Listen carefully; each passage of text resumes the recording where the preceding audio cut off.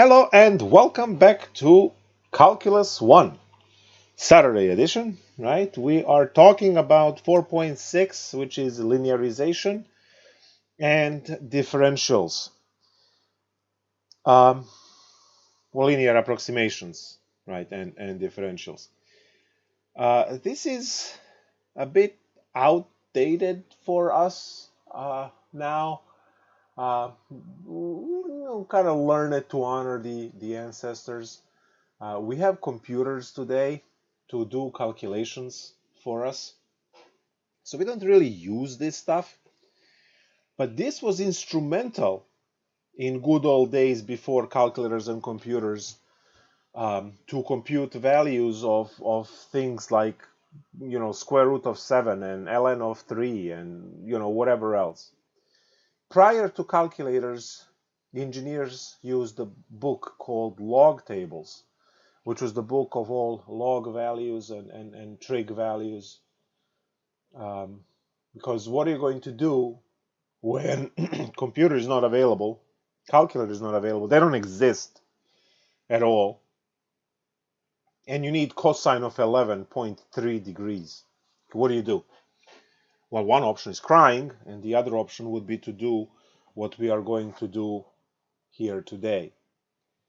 So the idea is to learn how to deal with all of these things, but and technically it is the tangent line problem that we are exploring now, and then we'll take a twist with differentials and make it look a little bit different. Now, what is the idea for linearization? So say you want to compute for some function which has whatever, f of x. You want to compute a value. Now I am also going to draw a tangent line at this point. This line needs to, there we go. So this is the point A, and this is the tangent line at x equals a. Now, let's say you want to compute this value, you want to find f of c.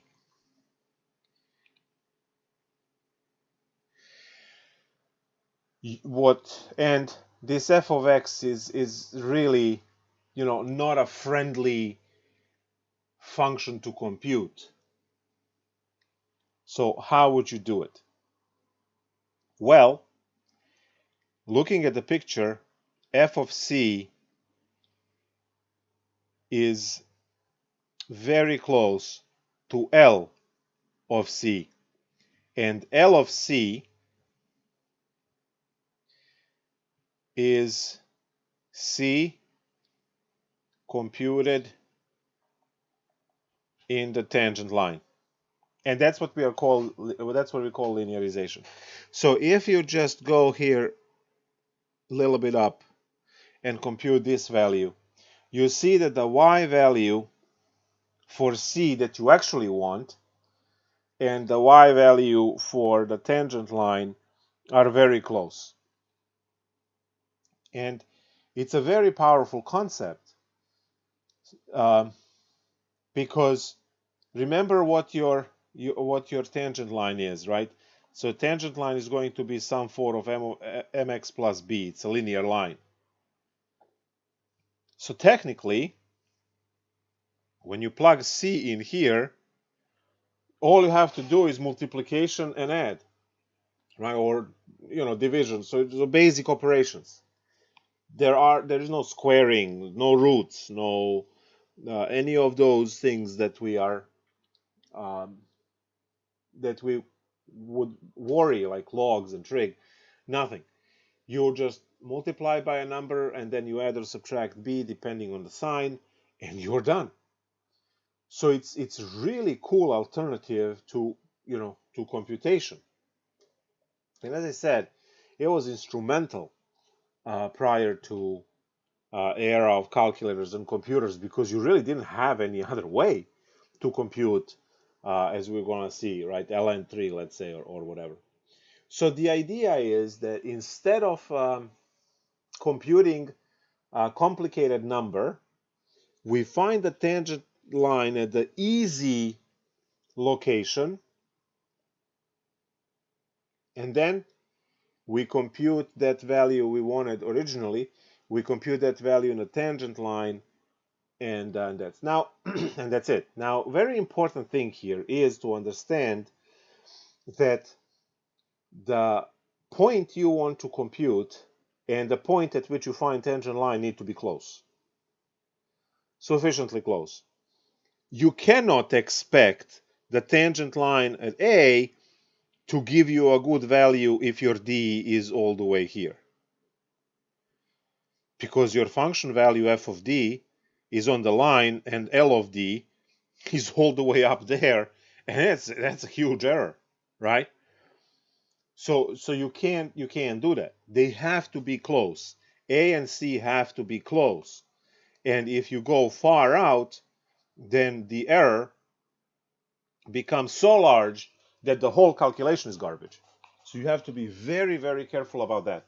When you are looking for the value to do the tangent line, right, to make the equation of the tangent line at, you have to look for the value that it's close to the value you want to compute.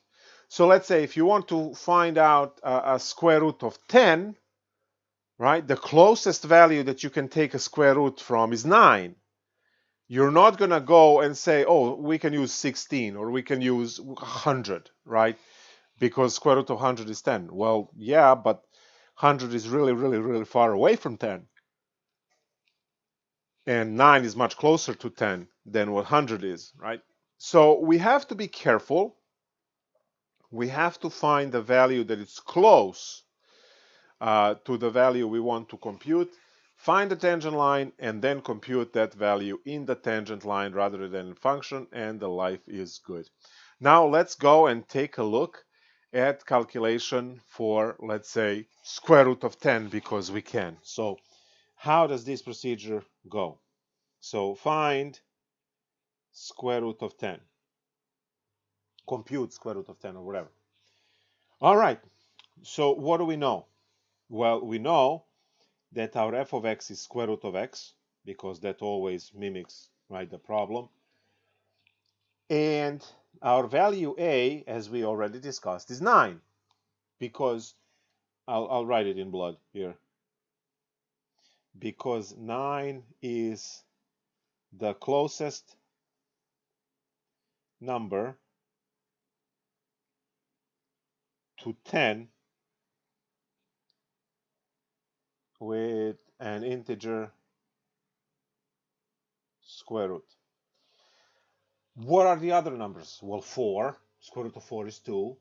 Square root of 16 is 4. Square root of 25 is 5. But all of those numbers, right, square root of 4 is 2. Square root of 16 is 4. Square root of 25 is 5. Right? All of those numbers, when you take a square root, right, you get 2, 3, 4, 5. Right? If you're looking for the root 10 is the closest right there. It's only 1 unit apart from 9, and it's 6 units apart from 16. So you go back to the closest one you can find that will give you, in quotation mark, nice numbers. Nice numbers. Because there are nice numbers and not nice numbers, I guess. So find the tangent line at, right, do the tangent line for this at 9.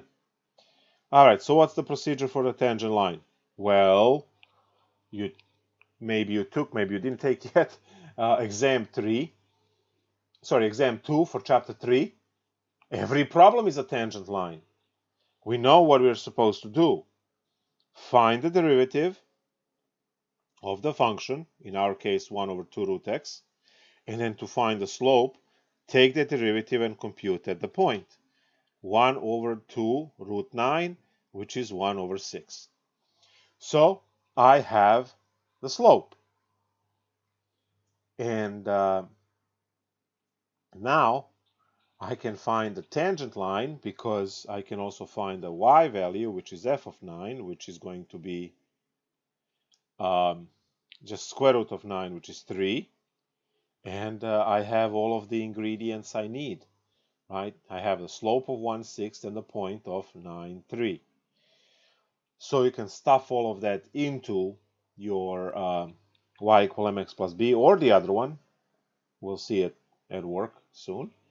So 3 equals 1 over 6 times 9 plus b. These guys cancel, 2 and 3. So b is 3 minus 3 halves. And that's 3 halves.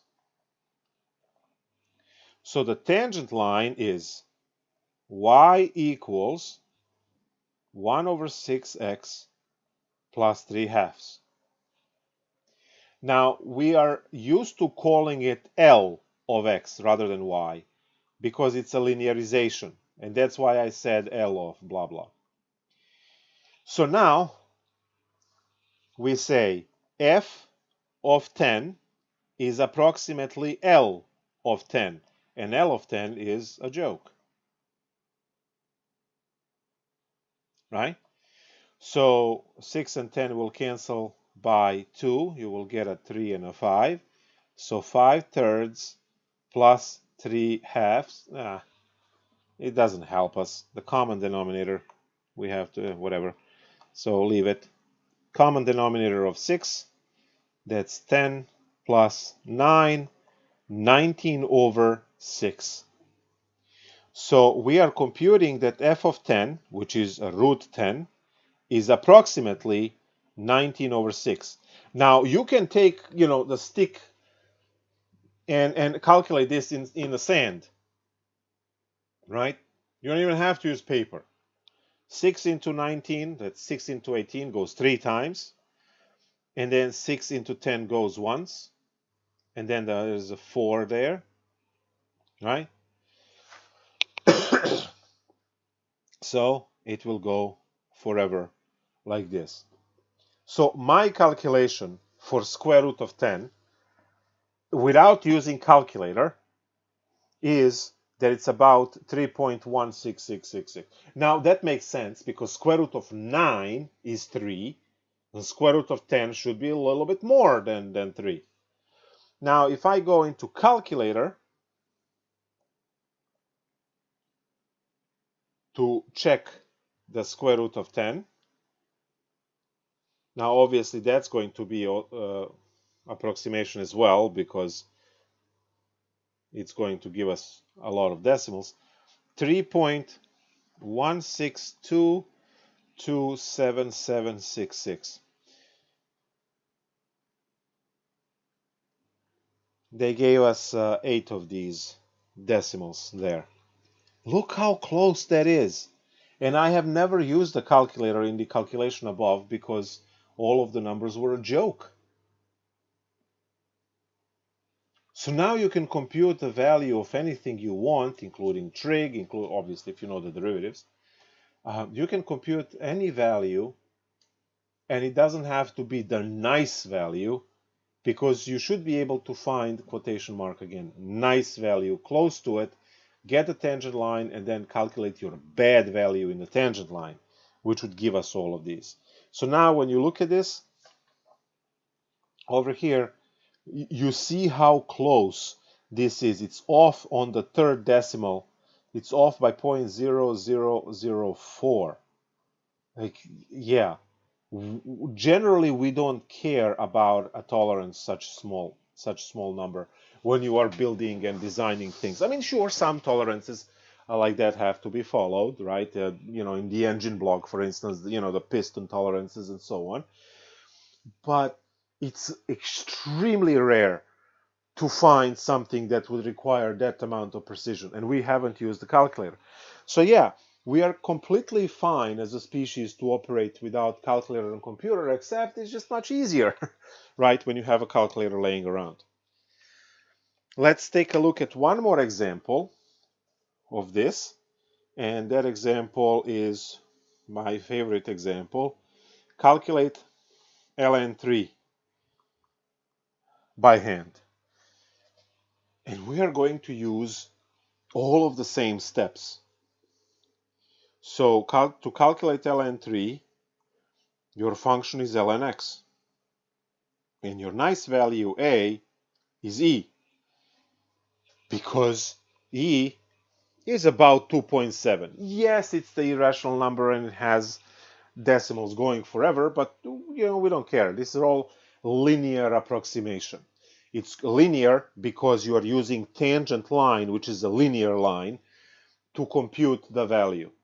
So technically, what you are aiming for is to compute your f of 3 with L of 3.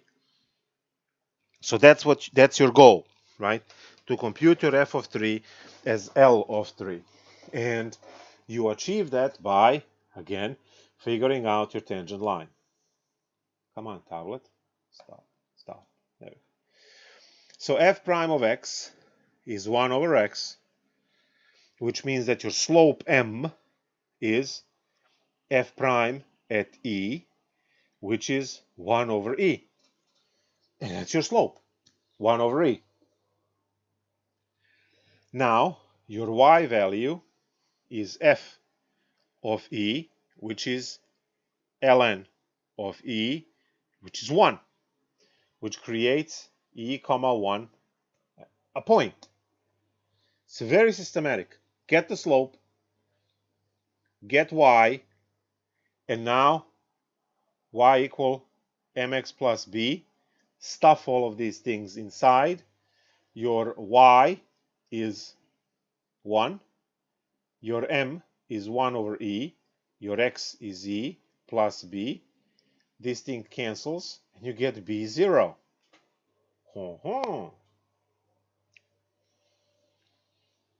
So it seems that the tangent line is y equals 1 over e times x plus 0 on b.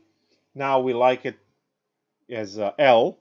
So L of x is equal to just x over e. That's all it is. X over e. So we got our tangent line, which is our linearization function. So now we say f of 3 is approximately L of 3. So you are computing 3 in here, which is 3 over e.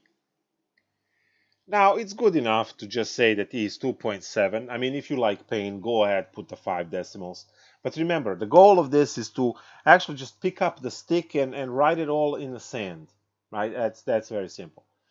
So this is 3 divided by 2.7, which is 30 over 27, which is when you divide by 3, 10 over 9, which is 1.1111111 forever, right? So we are computing that f of 3 is approximately L of 3, which is 1.11, whatever.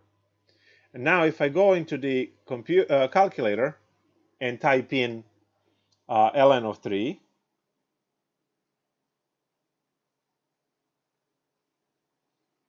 we get 1.098. So I'll put 3 decimals up there as well.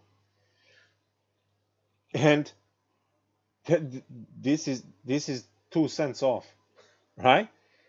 Because I mean, even this 8 would round this into a 10, and then compared to 11, it's like 1 cent, 1 cent off. It is ridiculous how close this is in terms of calculations and values. Your job is to find the closest value that you can deal with easily with the derivative and these calculations. Now, obviously, if I give you ln of 7, you're not going to use e, right?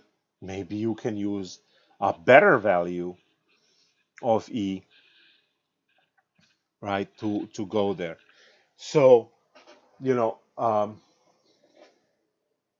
at one time on the exam, I think I asked for, was it LN10 or LN11, something like this.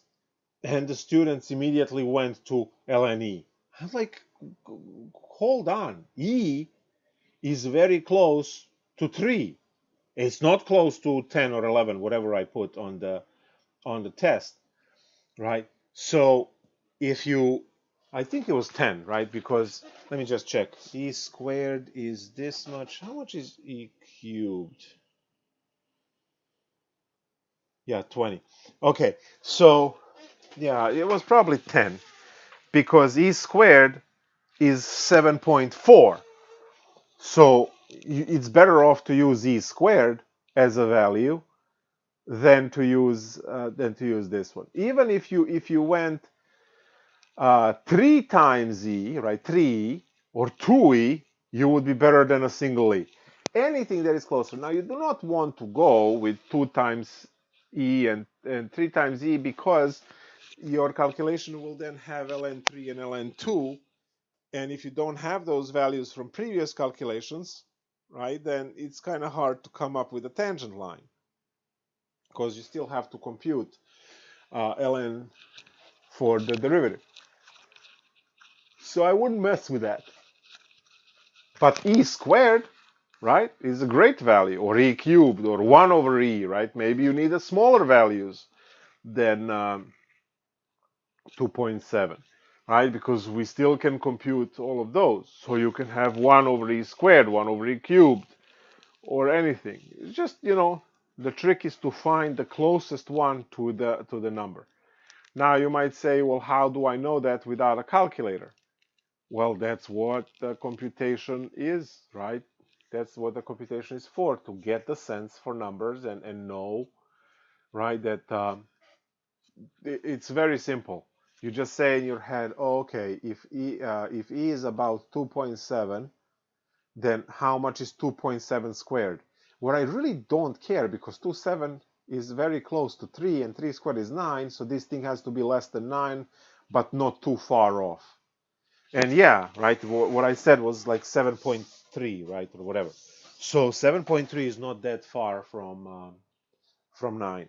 So these are the things that like you develop through time. Now, I need to write this linearization process in one big formula. Now, why do I want to do that? Because so far through the course, I always used y equal mx plus b because it's a linear line. Now, at one point, someone asked, can we use the other formula with the y minus y1? And I said, yeah, and you will see it later. Well, that later is today. Instead of using y equals mx plus b, we can use what it's called the point slope formula, which is y minus y1 is equal to mx minus x1.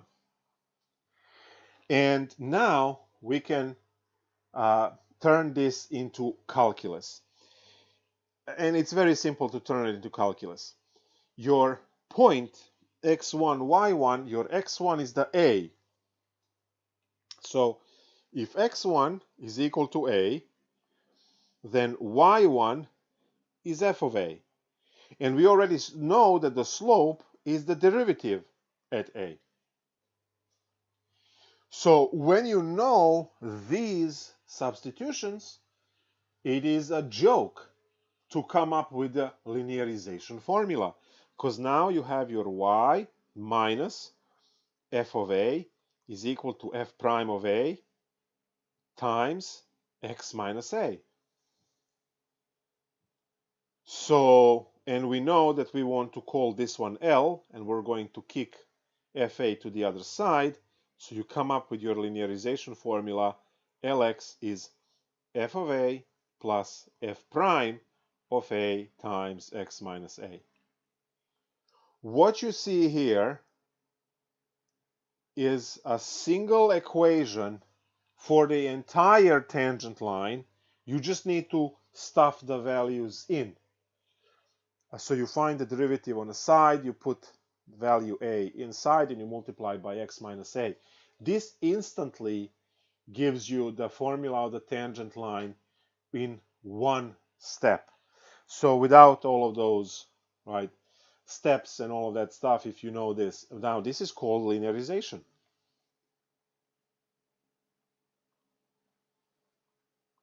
Which is technically what we would say in gaming a reskin of y equal mx plus b.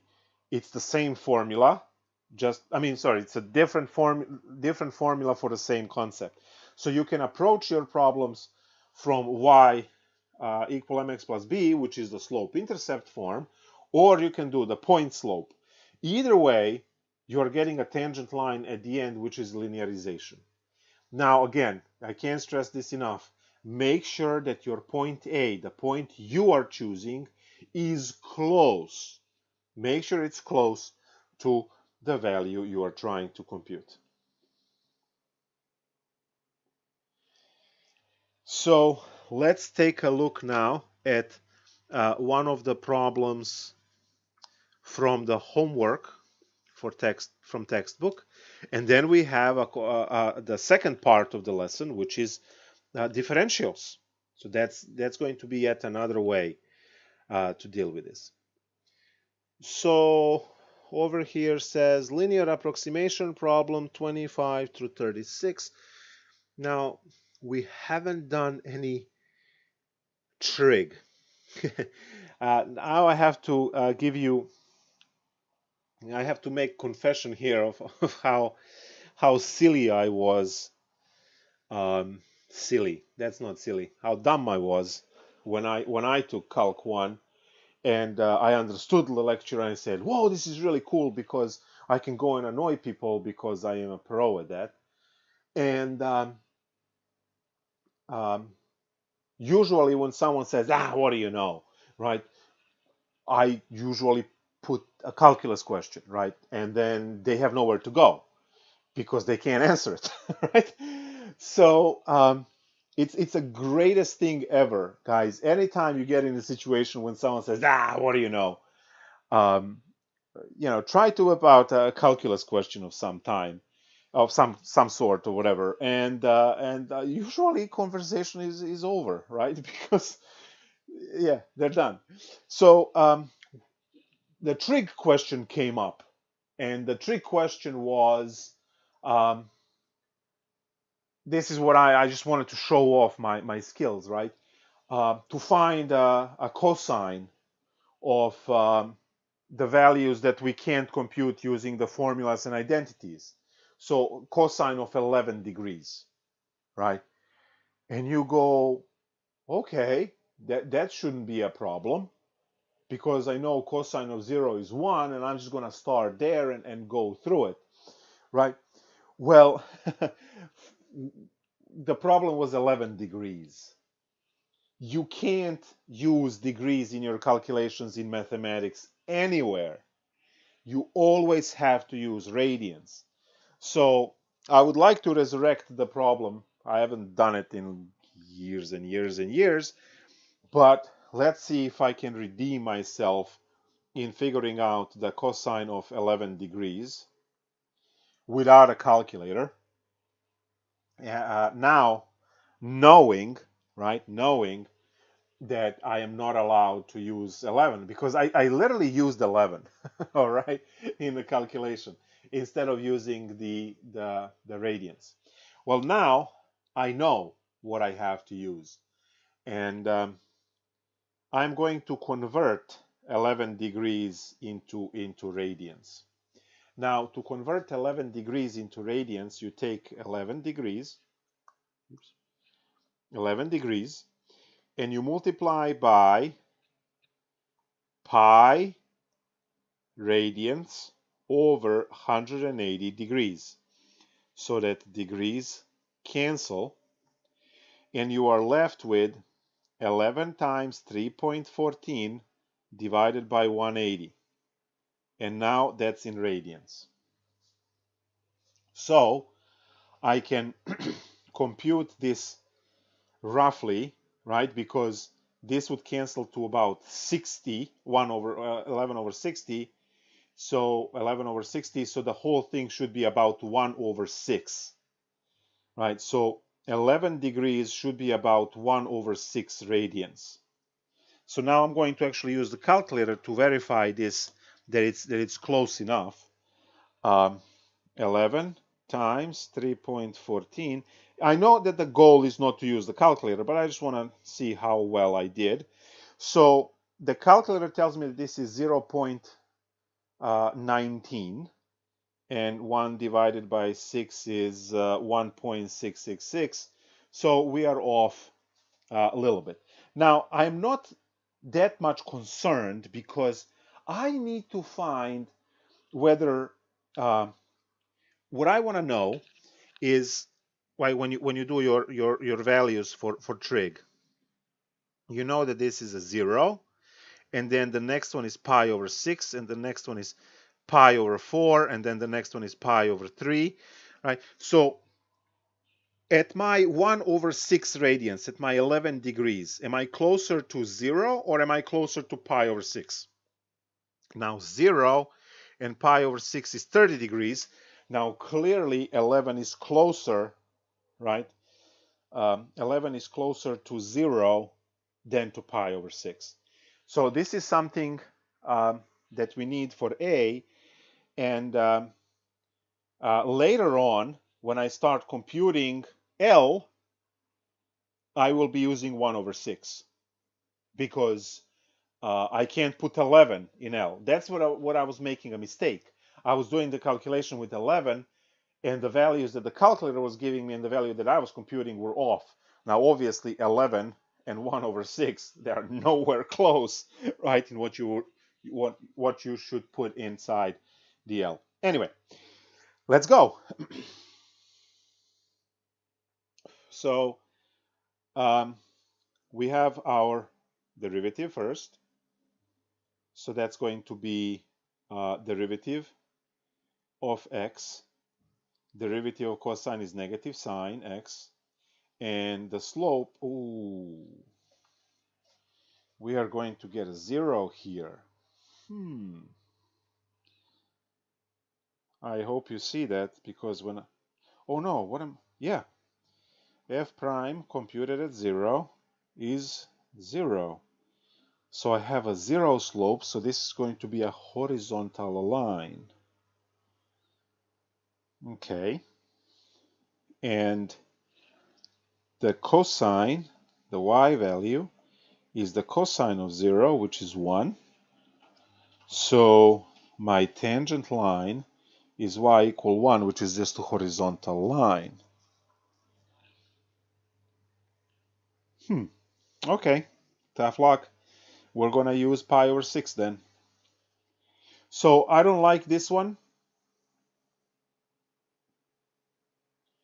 I don't like it because I got the tangent line to be y equals 1, which means that technically anything in that neighborhood will just have a value of 1. Now, that's actually true, because if you type in cosine of 11 degrees in your calculator, you're going to get 0.9 whatever. Let's see. So make sure your calculator in mode is in degrees, because mine is always in radians because of the graphing. You cannot graph in degrees. If you're ever graphing trig functions and you are wondering why is nothing showing up on your viewing window, it's because you are not in radians. You have to be in radians for mathematics. All right, so cosine of 11 degrees is 0.98. So this is good, right? But we didn't do any calculations. So I'm going to redo the problem. Now I'll say that L of x, I want to be dramatic. So L of 11 degrees is 1, and then the calculator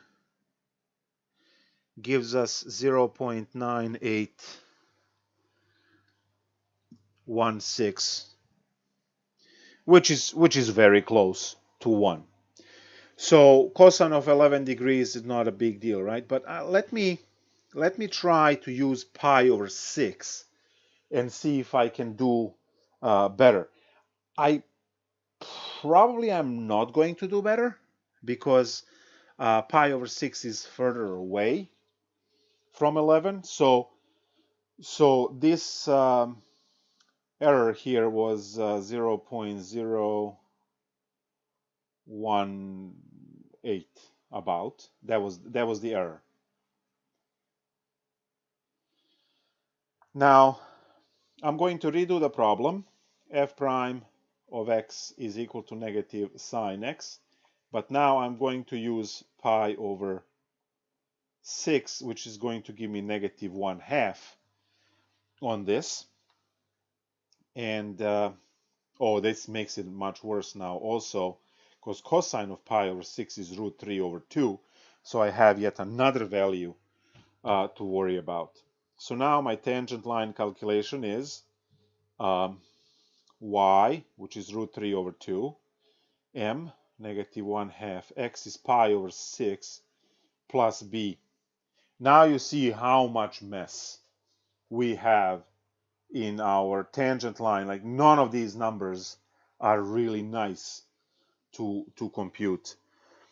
So if you do the rough calculations, root 3 would roughly be 1.7 divided by 2, and then negative 1/2.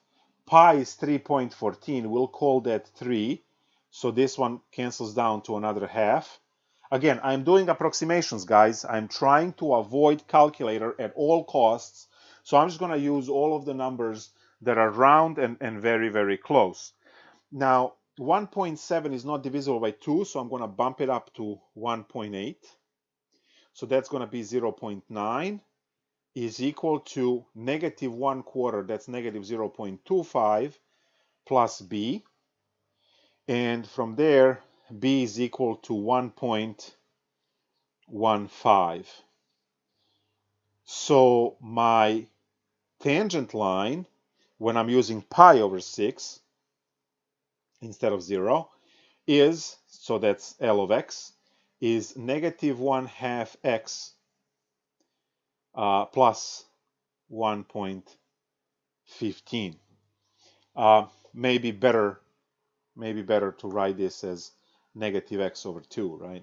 It's nicer this way. So now my f of 11 degrees is actually approximately f of 1 over 6, we said, because you can't put 11 into this x. So we're talking about negative 1 over 6 divided by 2 plus 1 over 15. That's negative 1 over 12 plus 1.15. And you see that you are getting the worst result, right? Because 1 over 12 is 0.0 something. So this will be more than 1. And you know that the cosine value cannot be more than 1.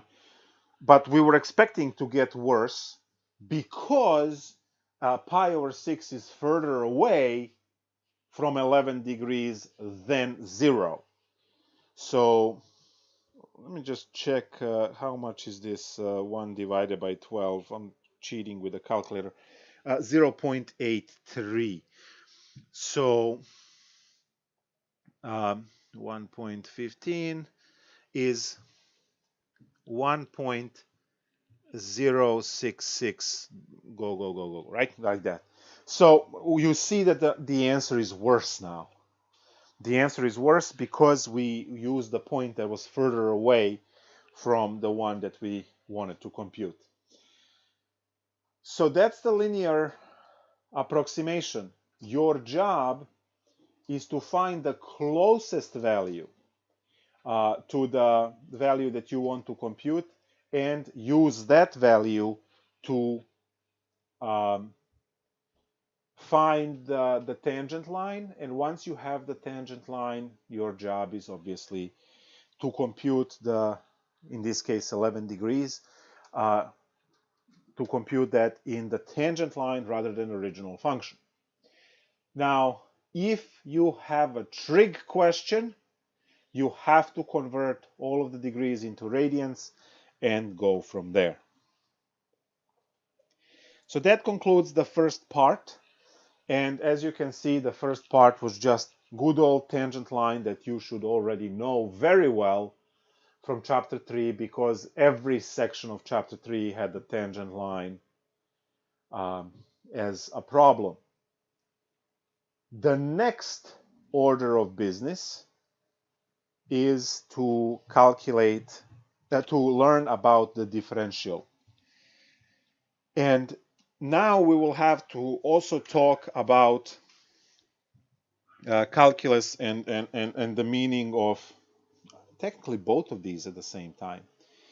So part 2. Hey, Professor. Yes. Does the error always have to be included within our solution, comparing the theoretical and the value derived from the calculator? The answer is no, because unless they ask for it in the homework, let's say, to see what the error is. And the reason why is, remember what the section is all about: honoring the ancestors who never had a calculator to make those comparisons, right?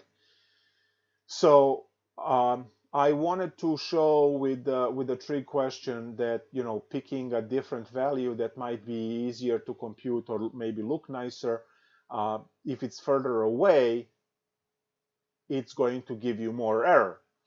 The goal here is to say this is absolutely the closest point that I can come up with, and I know that my answer will be the closest possible. So there is no reason to do the error calculation if your values are close.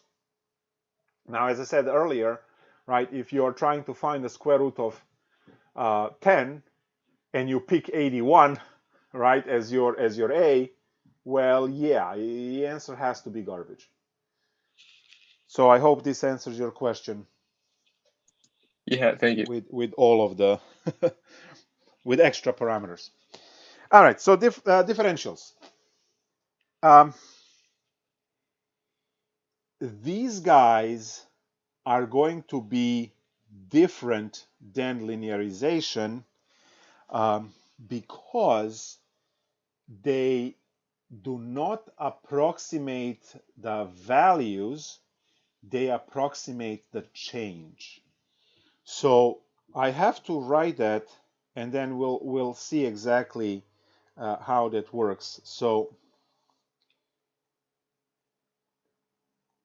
differentials approximate change. And I'll put in parentheses, linearization approximates values.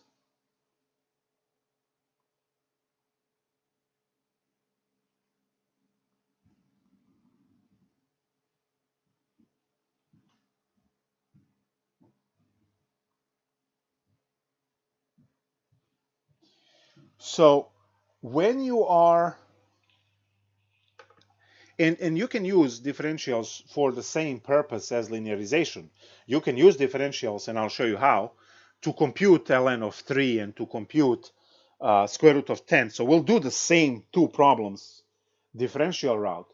But differentials give us way more in a sense that they have the additional power. See, if I am able to approximate the change, then I can compute the other value, the easy value, and just add or subtract the change. And I will have approximation for the value. The linearization cannot be used in any way to calculate change, to approximate change, sorry. So when you're learning these two, even though linearization is something that it's right easier and it's tangent line and so on, so differentials are actually, you know, more powerful concept, and rightfully so. I mean, what is your linearization? Algebra, y equal mx plus b equation. And what are differentials? Calculus concept. Obviously, it's a heavyweight, right, category. So you should be able to do more with a calculus concept than the algebra concept because, right, it's further down the food chain. I mean, up the food chain. All right, so now what are these differentials? We're going to derive this in a very silly way. You write y equals, I don't need to be dramatic, I'll just box everything in red later. Y equals f of x. So this is your standard pre-calculus notation for function, right? And then you differentiate both sides. Now left side you write in a Leibniz notation, and the right side you that modified Newton, right? And all you need to do now is to take this dx and move it to the other side. You get dy is equal to f prime of x times dx. And that's it, right? You are done. This thing is known as differential. We'll modify it a little bit, but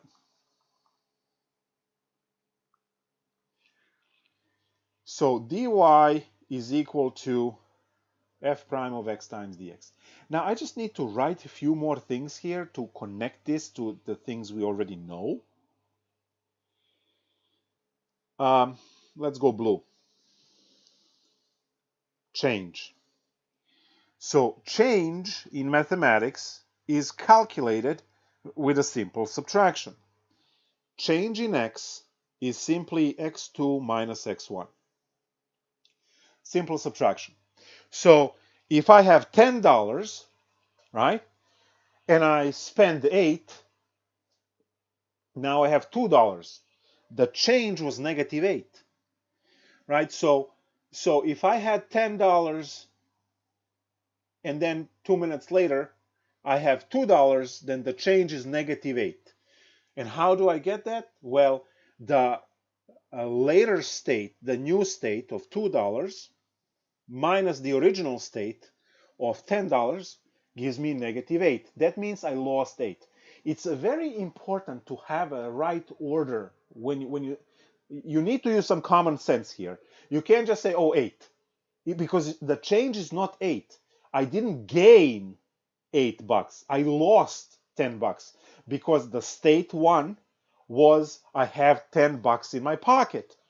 State 2 is I have $2 in my pocket. That means that I lost $8. And it's simply, I like to write that as new minus old, because it helps people, go from the word problem when they say, oh, something changed from here to there. Okay, the word to clearly sets up what is the beginning state and what is that secondary future state that you have to list first and then subtract the prior state. So I like to write this as new minus old. New minus old. So as I said again, if I have $10 and then later in time I have $2, that means I lost 8.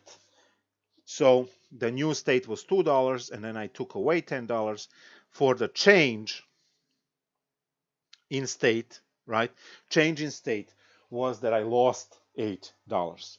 Now, if you are starting with $5 and then you have 25 later on, that means the change is plus 20. You gained $20 over that time. So it's a very simple idea.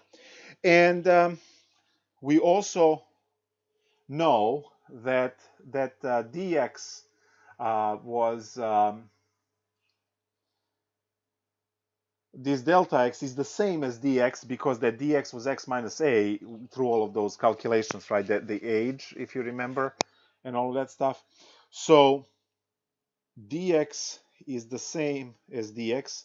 Delta is the capital D in Greek letters, right? That the triangle is called the delta, and the lowercase d, right, in English. So they do follow the same letter, at least, is just from a different language, so it looks differently. And this changes our formula into the formula that we like and use, f prime of x times delta x. So this is the one, and you will see this delta x time and time again, especially when we get to calculus to chapter 5 in Calculus 1, and you are going to see the integrals for the first time. We're going to talk about the integrals in terms of to derive them, right? And then there will be this delta x would be used as well. All right, cool. So that's that. Now, this is very important. Delta y is, again, same, y2 minus y1. But delta y is not the same as dy. Delta y is close to dy, which is why we can use the easy formula dy to approximate change. Now, if you're still confused of what the hell we are computing here, we are computing the change in volume, the change in pressure, the change in literally anything. And you can compute that. Again, this is obsolete because we have computers. If you have an object being heated, we learned from our related rates that the object is expanding and gaining volume. But remember, stage 1, beginning, stage 2, the end. The volume changed.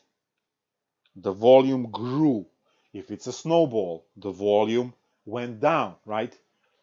So now, we can actually, because we have the computing power, we can easily compute the exact change. Just like we can easily compute square root of 10. You take your cell phone, right? You turn the calculator app. You don't even have to have a calculator or a computer with you. You have a cell phone. Cell phone is a computer, right? So you can compute square root of 10 and not do any of the linearization stuff we learned. Now, you couldn't do that just, 50 years ago.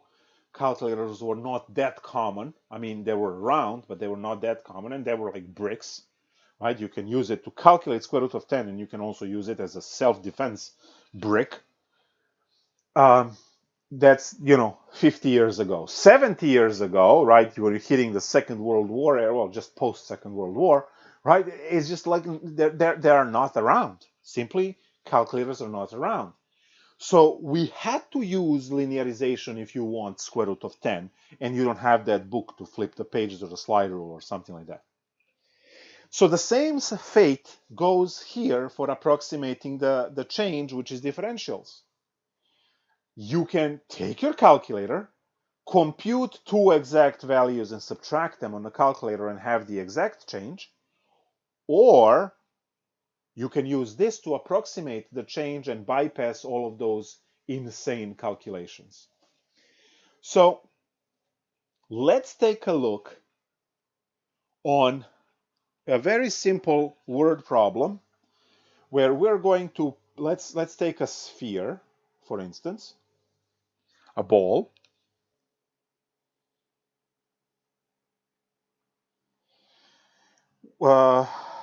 Radius grows from 2.1 to 2.4 inches. Calculate the change in volume. Again, you know what the volume formula is for a sphere, right?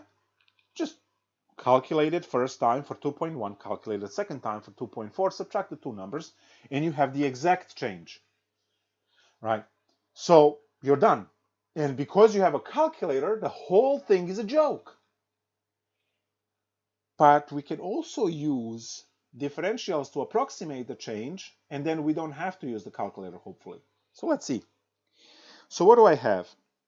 I have this notion that delta volume is V2 minus V1. Well, I have R1 and R2 radius, the before and after, right? Which give rise to V1 minus V2 minus V1. Now, this is going to be exact. And if you want to go and compute it, you can. Now, the volume formula for the sphere, you all need to know this, right? Because you took the related rates. We learned about the volume. So you know what the volume for the sphere is.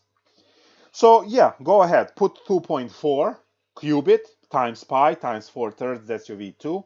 Then you plug in 2.1, do the calculation, and you have your exact answer using the calculator. Now, what we are learning here is that the change in volume is approximated by dV, and dV is equal to f prime calculated, I will see at 2.1 times the change in radius. Remember, now your x is radius, your y is v. So we just substitute those values in. Well, v prime, which is f prime, is very simple here. It's 4 pi r squared. And now we have everything.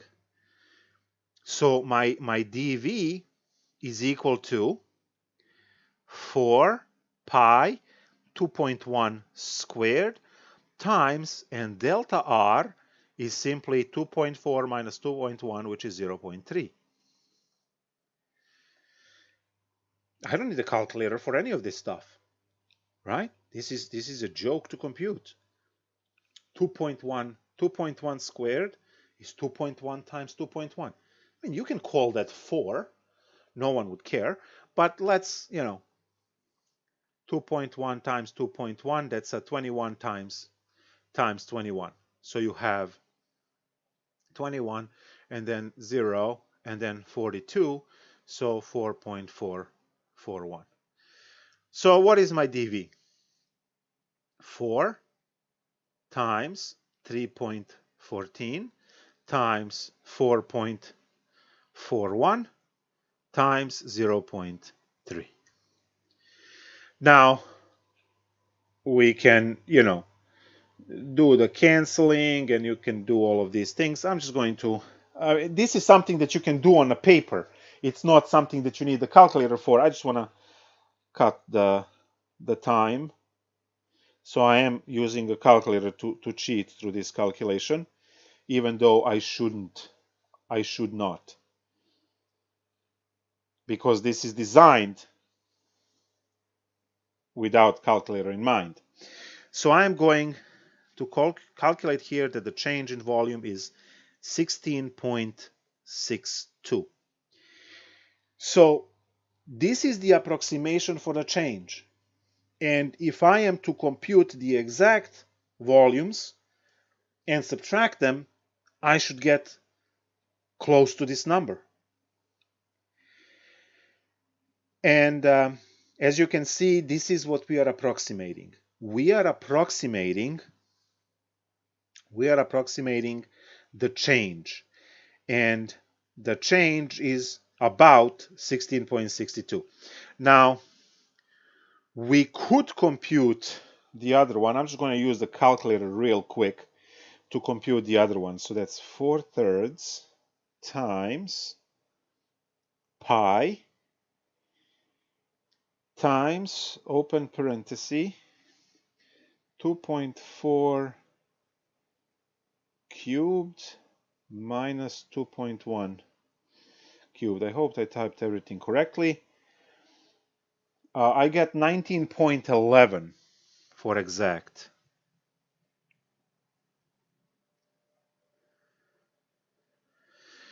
So we are 2.5 units off. I mean, such is life. I hope I typed everything correctly. 4/3 times pi. Yeah, I did. And if I typed everything in for dV, right? But it's close.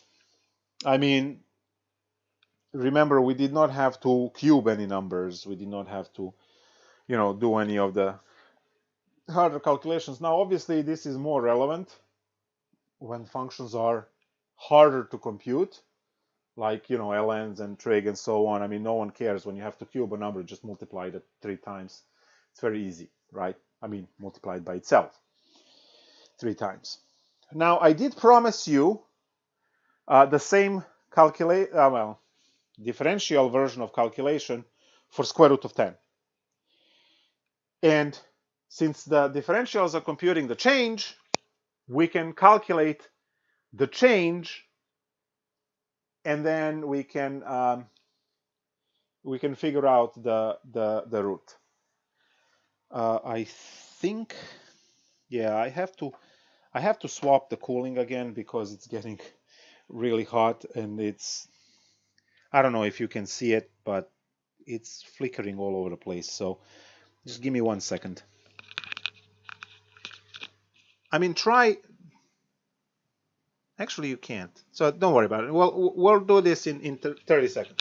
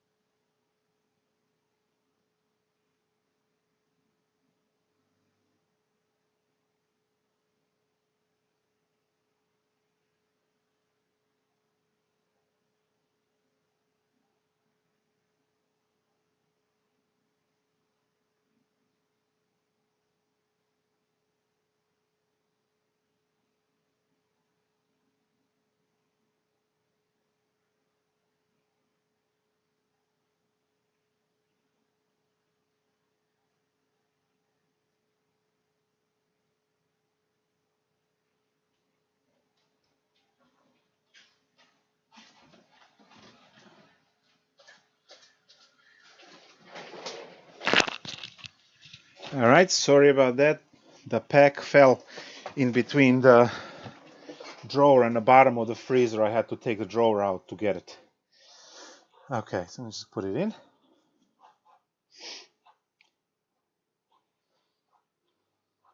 Okay.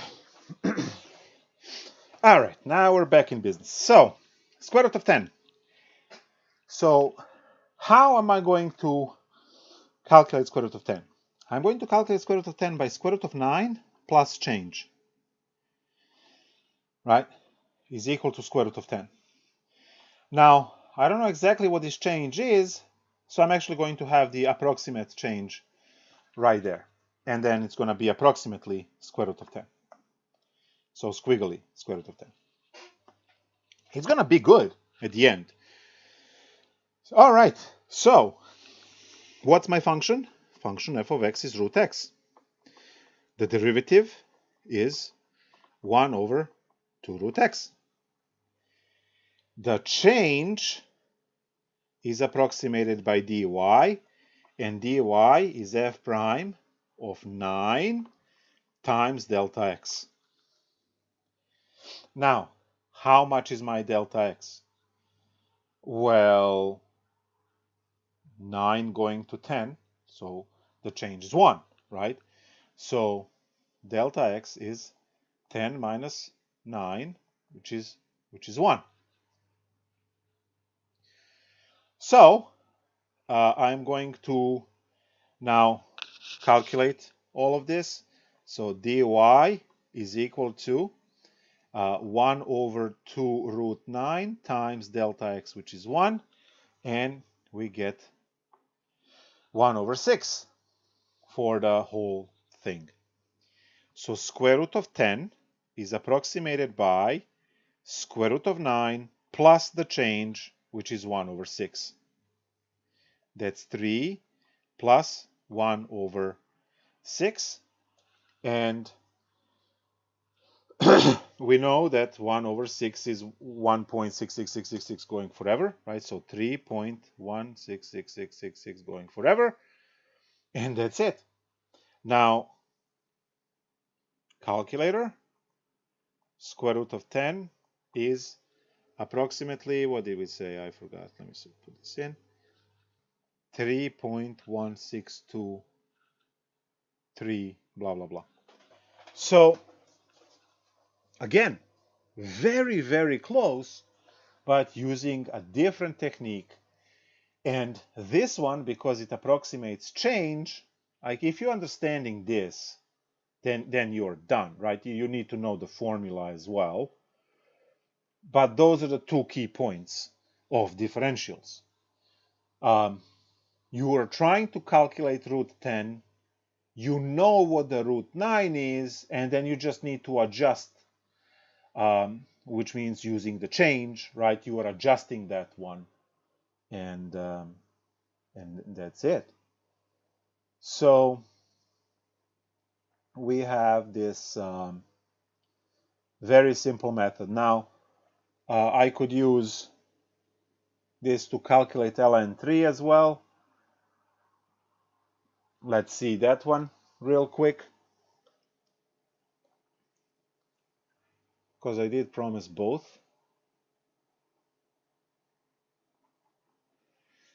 And again, ln3 is going to be ln e plus the change, which means that ln3 will be approximated by ln e plus the dy change. And ln e is 1, so it's easy, right? So my function f of x is ln x. The derivative is 1 over x. And I know that the dy is equal to f prime at e plus times delta x. Now, what is my delta x? Well, remember, you are going from e to 3.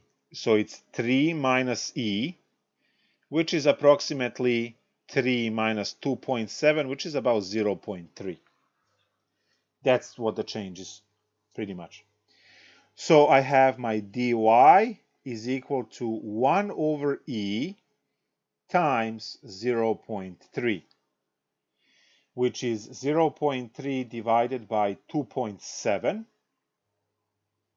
And that's about, no, that's actually 1 over 9.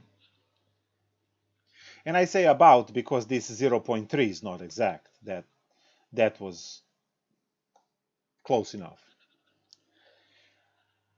Okay, and now, I mean, if you want to write 1 over 9 as a decimal, you can put just 1, 1, 1, 1, 1. So 0.11111 forever. If you want that one, that's fine. So now, what is my ln3? My ln3 is approximated by ln of e plus 1 over 9. ln of e is 1 plus 0.11111 is 1.111111. And if you remember this one, ln3 was approximately 0. Something like 98. What was it?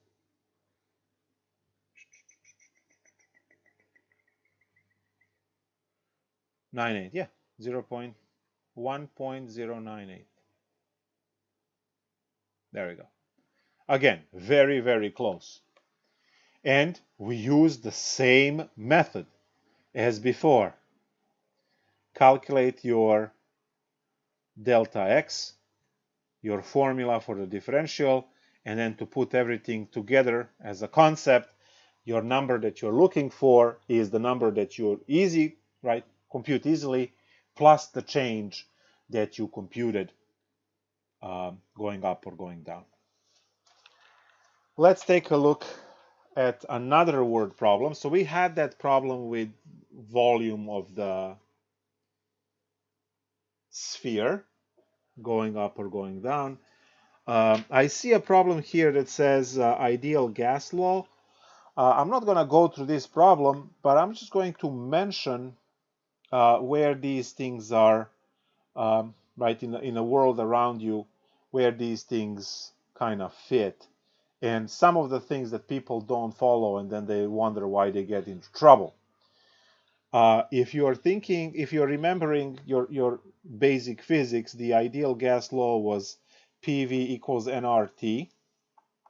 Now, we don't care about this nr, that's a constant.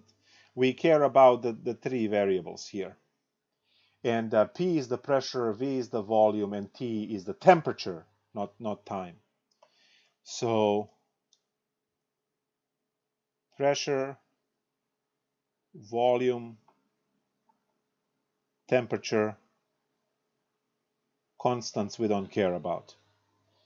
Now, technically, what we are looking at is a PV, right, proportional to the temperature. Now, what does this mean? Well, tires for cars or trucks or whatever. When and remember that the tire is the finite size. So yes, it can deflate, but you can't stretch it past certain point, which is why they have that maximum pressure listed on tire. If you just keep blowing air into it, it always explodes, right? So to that extent that we are not going to talk about volume going down, we can say that there is some max volume that cannot be exceeded. Pressure is proportional to temperature. And this is why a lot of people that don't think about these things and don't care about these things get in trouble in the summer. Higher temperature of the environment combined with the friction that you get between the road raises the temperature, which raises the pressure. If you didn't lower your pressure in a tire prior to the hot days, your tire might explode because the volume, right, the air inside is expanding due to temperature, right, creating larger pressure. The volume is already, the tire is stretched to its maximum when it explodes, right? So you're going to find a lot more blown tires, debris, right, on highways from trucks and cars during the summer than during any other time of the year. And again, people don't pay attention to these kind of things, right? So there is a problem if you want to play with these things. They don't give you really the tire pressures and these kind of things, but you can actually research those. And I had it as one of the project questions years back for my students, where you can simply, looking at the size of the tire, calculate the volume of the tire, figure out, how much air goes and all that kind of stuff. It doesn't follow ideal gas law that great, but it was good enough for our calculations. And you can learn a lot about these things. So it's not arbitrary where they say, you need to keep the tire pressure at this level, keep the tire pressure at that level, right? You go with those recommendations because, right, some engineer somewhere computed these things and put it out as a recommendation for people not to follow and get in trouble. So there you go. You can use this section to compute that. Now I'm going to go into, we already did the volume for a sphere.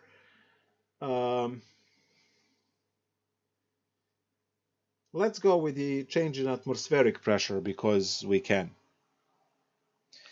So the pressure dependent on the height is given as 1000 e to the negative z over 10. So z is the altitude, which is the height, technically. Which is why z, in a three-dimensional coordinate system like this, you have your x and y going along side of the walls on the bottom, on the floor, and then z is the height of your room. So altitude, right? This is 1 feet, 2 feet, 3 feet, 5, right, all the way up to 8 or 10 feet, whatever the ceiling is. So we use z for that distance in a three-dimensional space.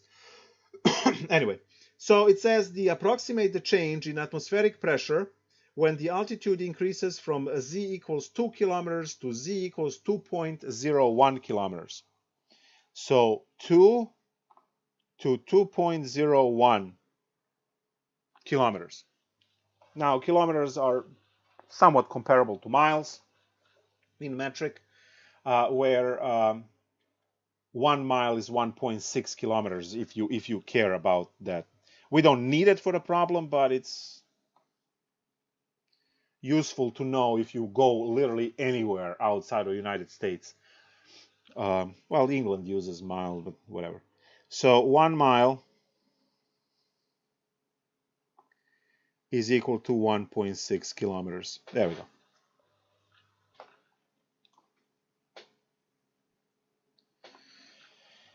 About, not exactly. All right, so I have my, so these are my z's. So I immediately have my delta z. It's 201 minus 2, which is 0.01. There we go. That's delta z. So the change in pressure is approximated by the differential of the pressure, and that thing is equal to f prime at 2 times dz.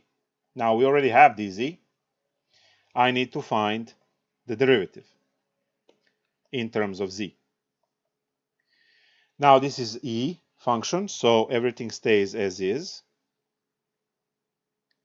and then times the coefficient of the exponent. So all together is negative 100 e to the negative z over 10. So that's what we have. Now, to put this change in pressure, we have the derivative computed at 2, so that's negative 100 e to the negative 2 over 10 times 0.01. This is negative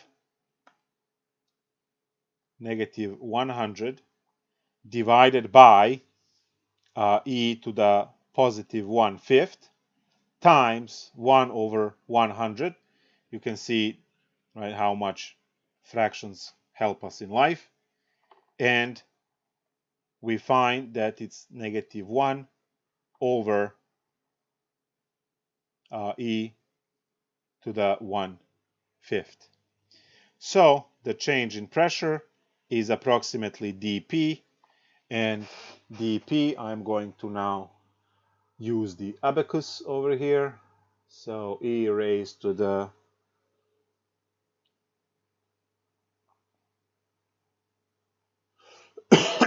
1/5 is 0.2.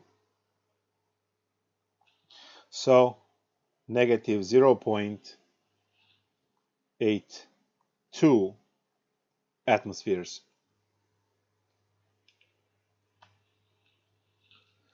The atmospheric pressure on the surface of the Earth is 1.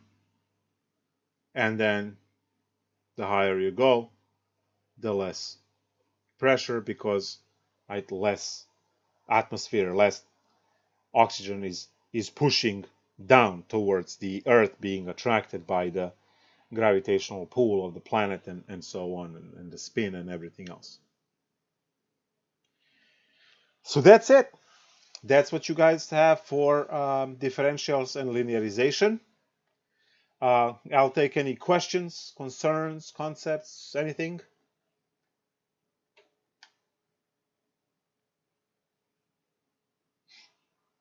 Everything was perfectly clear. Awesome. That's the best way, right, in Calc. Okay, bye.